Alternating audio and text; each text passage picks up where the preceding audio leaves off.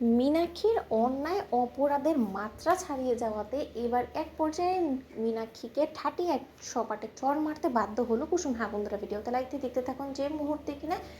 কুসুম হাতে নাতে মীনাক্ষীকে ওষুধ মেশানো অবস্থায় ধরে ফেলে এবং সেই মুহূর্তে মীনাক্ষীকে যখন কিনা কুসুম ঠাটি এক চড় মেরে বলতে থাকে যে ছোটো ম্যাডাম অনেক হয়েছে, অনেক সহ্য করেছে, অন্যায় অপরাধের মাত্রা এবার আপনারা ছাড়িয়ে গেছেন। আপনি এতটা কী করে নিচে নামতে পারেন যে আপনাদের বাড়িতে বংশধর আসতে চলেছে এবং সেই বংশধরের জীবনটাই কেড়ে নেওয়ার জন্য আপনি এরকম একটা পাপ কাজ করলেন? আপনার একবার লজ্জা করলো না, বিবেকে বাঁধলো না? ঠিক সেই সময় এই সমস্ত চিৎকার চেঁচামেচির আওয়াজ আয়ুষ এবং ইন্দ্রাণী গাঙ্গুলির কান অব্দি পৌঁছানো মাত্র যখন কিনা তারা দৌড়ে কিচেনে চলে আসে এবং সেই মুহূর্তে মীনাক্ষী যখন কিনা মিথ্যে অভিনয় করে বলতে থাকে যে দিদি দেখেছো এই মেয়েটার কত বড় স্পর্ধা, একটা কাজের মেয়ে হয়ে ও মালকিনের গায়ে হাত তোলে, ও আমাকে ঠাটিয়ে চর মেরেছে, তুমি তার সত্ত্বেও কোনো কিছু বলবে না? ঠিক সেই মুহূর্তে কুসুম যখন কিনা বলতে থাকে যে দেবী আপনি আমাকে ক্ষমা করবেন, কিন্তু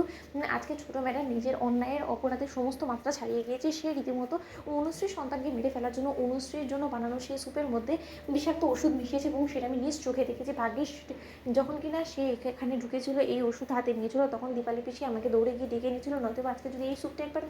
অনুশ্রী খেয়ে ফেলতো তাহলে কী হতে পারতাম, তো সেটা ভেবেও আমার গা শিউরে উঠছে। ঠিক সেই সময় মীনাক্ষী যখন বলতে থাকে যে অসম্ভব, মিথ্যাচার করে কুসুম সরকার তুমি কোনো মতে দিদির নজরে আমাকে নিচে নামাতে পারবে না, কারণ এতগুলো বছর যাবত আমি এই বাড়িতে রয়েছি, আমি এই বাড়ির বউ, এবং তুমি আমার জায়গাটা কোনো মতে এত সহজে কেড়ে নিতে পারবে না। তোমার মিথ্যে কথায় না আজই হোক না কেন দিদি কোনো মতে বিশ্বাস করবে না। ঠিক সেই সময়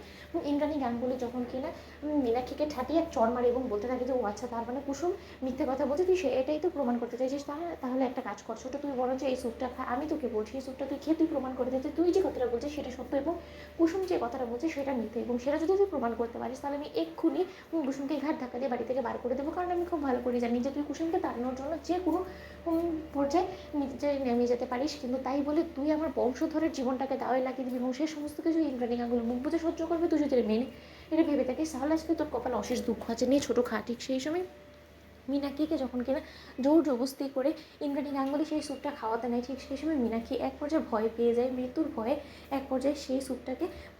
ধাক্কা দিয়ে ফেলে দেয় এবং বলতে থাকে যে দিদি আজই হোক না কেন আমি এবাড়ির বউ এবং একজন কাজের মেয়ের সঙ্গে তুমি কোনো মতে আমাকে তুলনা করতে পারো না, এবং একজন কাজের মেয়ে